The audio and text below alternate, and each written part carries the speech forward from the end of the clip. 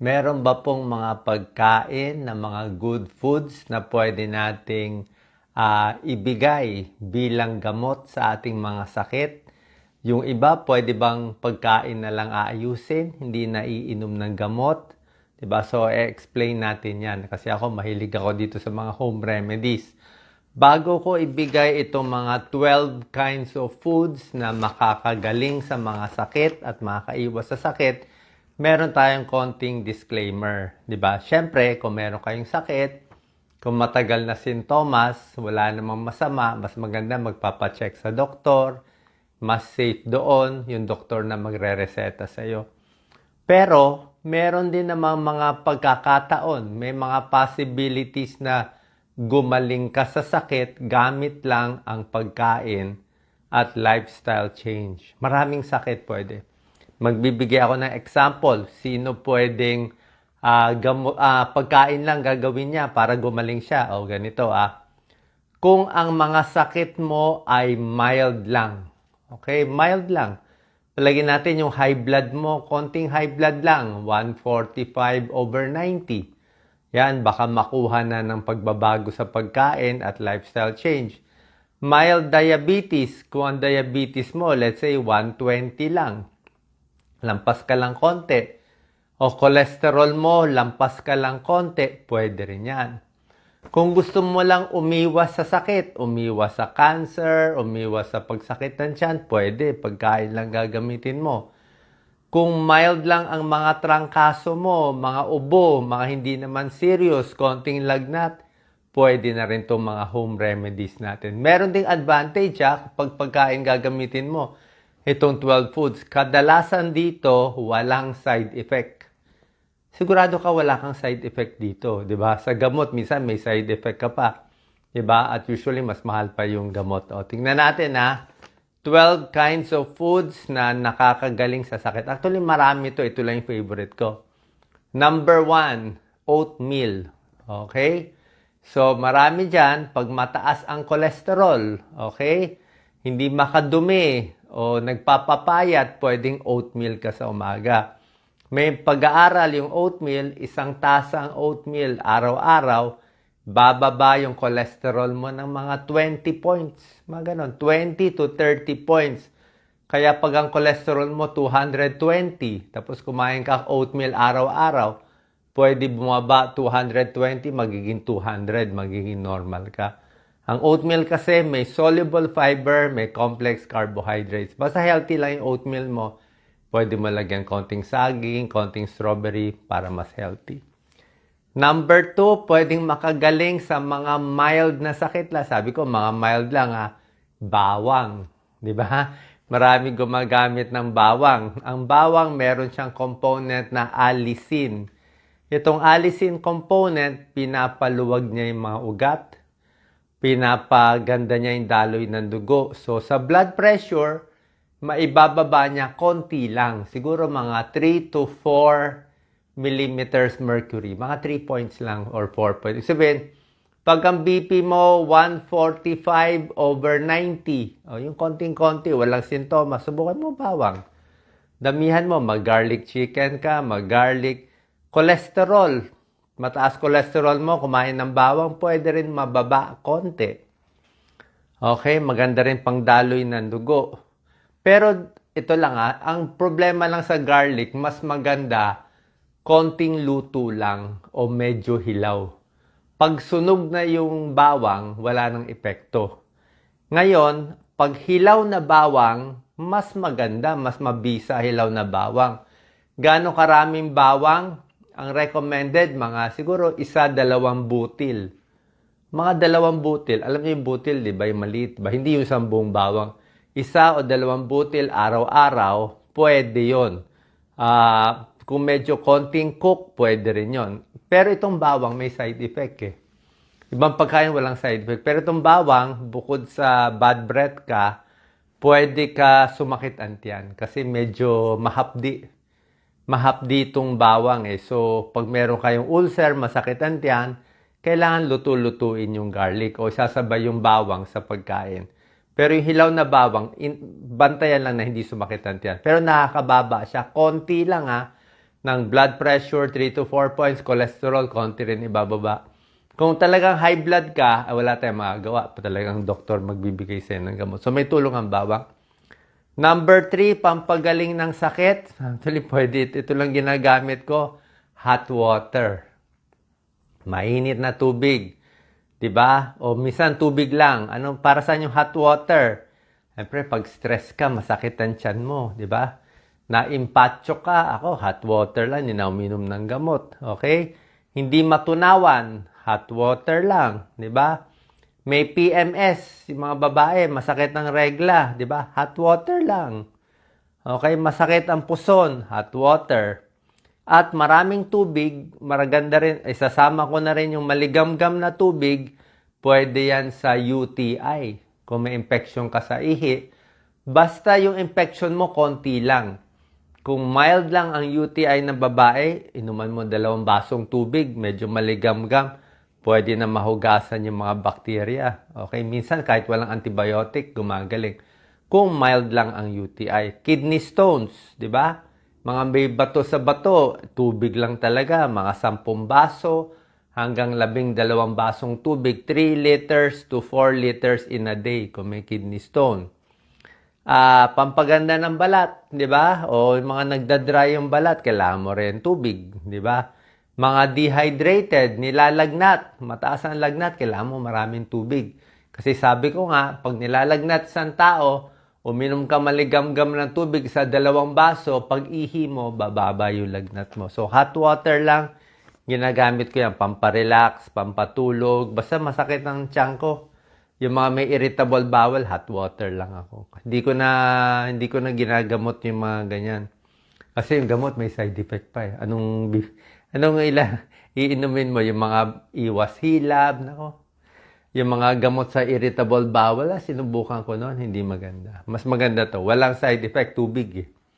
Number 4, na pagkain, pwede makagaling sa sakit, luya, ginger, salabat. Ang salabat, basta malabnaw lang yung salabat, meron siyang anti-inflammatory compounds, meron siyang tinatawag na gingerol at shogol. Yun ang pinaka-component niya. Pwede rin yan sa mahapdi ang tiyan, okay? Na parang makulo ang tiyan, parang may kabag, pwede rin yan, ginger. Yung may sakit-sakit sa katawan, yung mga kasukasuan, pwede rin yung salabat.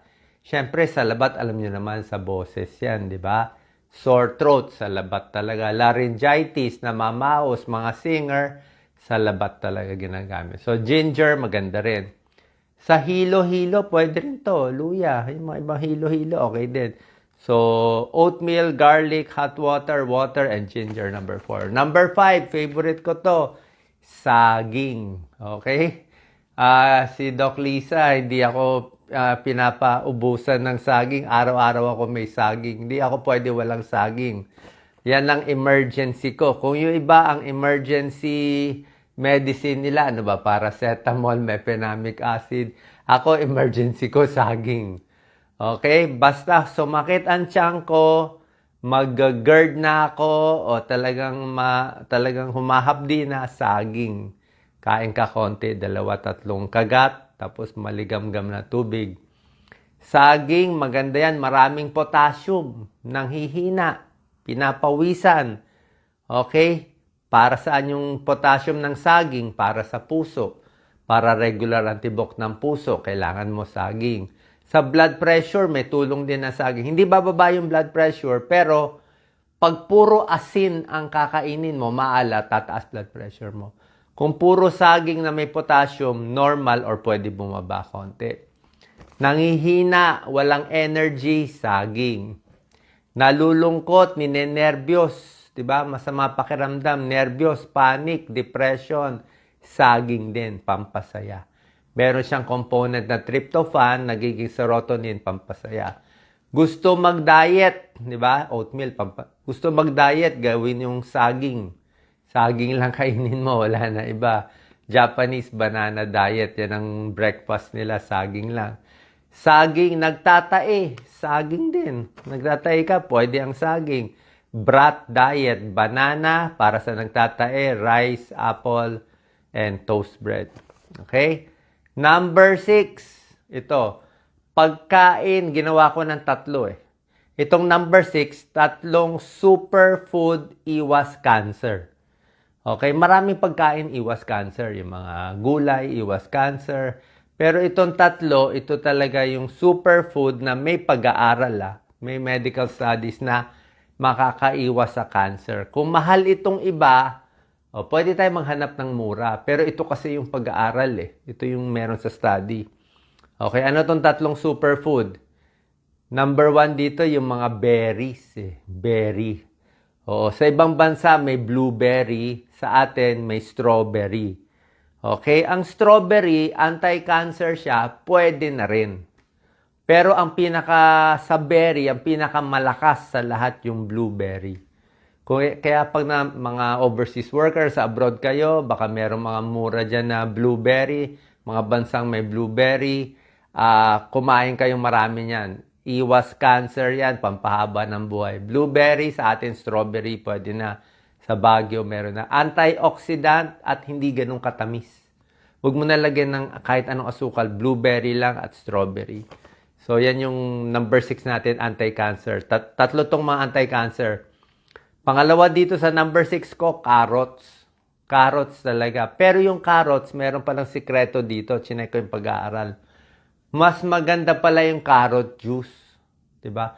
Hugasan lang yung carrots, 'di ba? Tinatanggal lang yung mga dumi-dumi sa labas, hugasan maigi.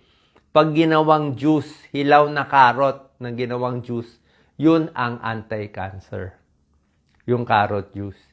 Pero pag yung carrot ay niluto na, pag niluto mo na yung carrot, medyo nababawasan yung benefit niya. Okay? So, sa abroad, yung may carrot juice, mas maganda. Kung luto siguro, half-cook lang yung carrot. Kasi pag niluto mo, nawawala eh.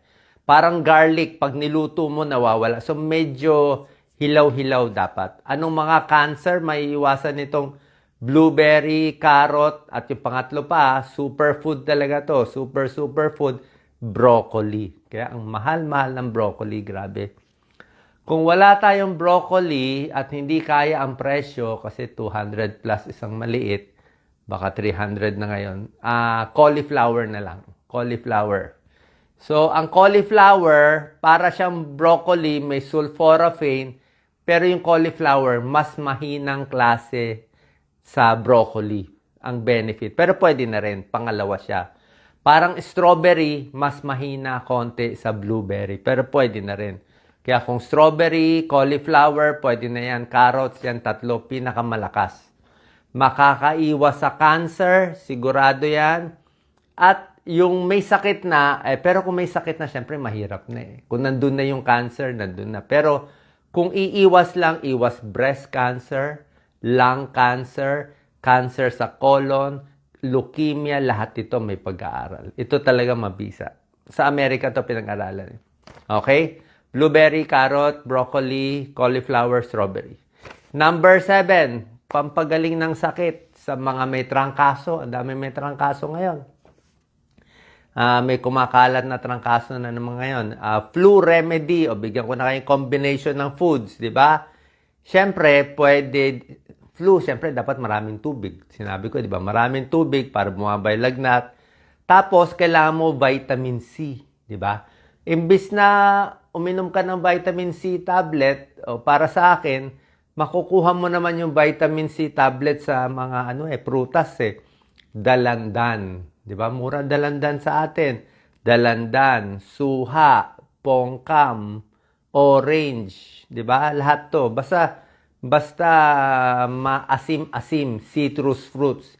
Isang dalandan, isang prutas nito, kompleto ka na sa vitamin C. So yan, yung mga maasim natin. Pineapple, pwede rin. Suha, pwede rin. Dalandan, pongkam, orange. Citrus fruits, para mabilis gumaling sa mga trangkaso. Ano pa? Pag may trangkaso, number 7 to, chicken soup. Manok. Okay? Chicken soup, higupin yung sabaw, yung init ng sabaw, pampaluwag ng sipon, pampaluwag ng plema. Ang chicken, meron siyang amino acid. Nababawasan yung plema. Okay? Nababawasan ng plema. So, maganda chicken soup. Kung may sore throat kayo, ito hindi to kinakain, pero hot water with salt, di ba? Konting asin, mumug asin, tubig, yan, pampaluwag din ng sore throat. Yun lang ang ginagamot ko eh. Flu remedy na yan. Okay? Number 8, pagkain gamot sa anemic. Ang daming Pilipino sa atin, anemic. Di ba? Sa Pilipinas, ang daming anemic. Bata, buntis, daming anemic. Pag anemic, alam nyo naman, number 1 natin sa anemia, di ba? Atay. Lagi niluluto ni Doc Lisa. Liver, maraming iron. Okay? So, yan talaga malakas magbigay ng dugo. Pampapulan ng dugo, liver. Kasi nga yung animal iron, mabilis ma-absorb ng katawan, magiging iron agad. Pwede rin green leafy vegetables. Pero ang green leafy vegetables, yung iron ng gulay, mas mahina. Pero pwede rin naman. So, green leafy vegetables, liver, pang anemia. Number 9, food, nakakagaling sa maraming sakit. Totoo yung kasabihan, an apple a day keeps the doctor away. Pwede mansanas. Itong dalawa lang talaga eh. Saging, mansanas, yan ang top 2. Kumbaga sa artista, sila yung top 2 na pinakasikat forever eh. Kasi yung mansanas talaga, marami siya talagang benefits. Ano benefits ng mansanas? Siyempre, may vitamin C, may fiber siya, at maraming pag-aaral yung mansanas nakakababa ng diabetes, mansanas, nakakababa ng cholesterol, mansanas, nakakabawas sa ilang cancer, mansanas, nakakapang-diet din ang mansanas. Pero isa pang maganda sa mansanas, sa libo-libong prutas na ginawa ng Diyos, ang pwede lang sa diabetic, ang pwede mo lang talagang ibigay sa mga diabetic ay mansanas. Kasi siya lang yung mababa talaga sa glycemic index eh. Yung ibang prutas, medyo ingat ang diabetes.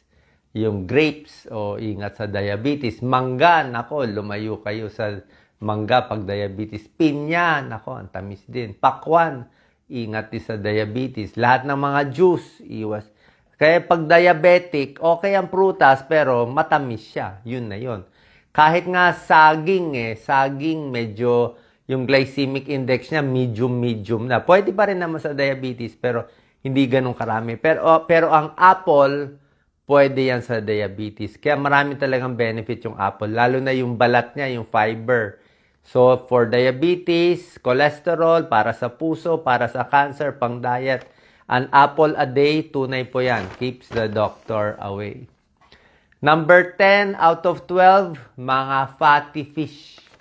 Okay, mga isda, mga tamban, hasa-hasa. Pwede na bangus, pwede tuna. Siyempre, pero sa pag-aaral, pinakamaganda, siyempre, mga salmon. Pero mahal yan eh. Basta yung mga fatty fish natin, pwede yan. Tuna, tamban, hasa-hasa. Mataas sa omega-3 fatty acids. Itong isda talaga, di ba? Merong mga fish oil eh. Ito yung fish oil. Tilapia, pwede na rin. Okay? Hindi masama ang tilapia. Mahilig ako sa tilapia. Pero sa ranking, syempre, mas sikat ang mga salmon. Pero tilapia, mura lang eh. Pwede na yon. So, may omega-3 fatty acids. Anong ginagawa ng omega-3 itong mga isda? Bawas sakit sa puso. May irregular heartbeat, may palpitasyon. Maganda tong mga isdang to. May omega-3. May high blood. Maganda rin tong isda, omega-3. Mataas cholesterol, pwede rin to. At itong omega-3, pampaluwag ng ugat, maganda rin hindi lang sa puso, sa utak. Iwas dementia, iwas Alzheimer's disease ang fatty fish. Number 11, ito na, mga pampahaba ng buhay na to, mga tsaa. Anong tsaa? Number 11, green tea. Sa lahat ng tea, ang green tea ang proven na anti-cancer. Okay? Pero may caffeine siya konti. Green tea, may konting caffeine, siguro ingat lang, wag lang masyad. Para siyang kape, may caffeine. Baka lang magpalpitate ka, pero anti-cancer. Maraming antioxidant ang green tea.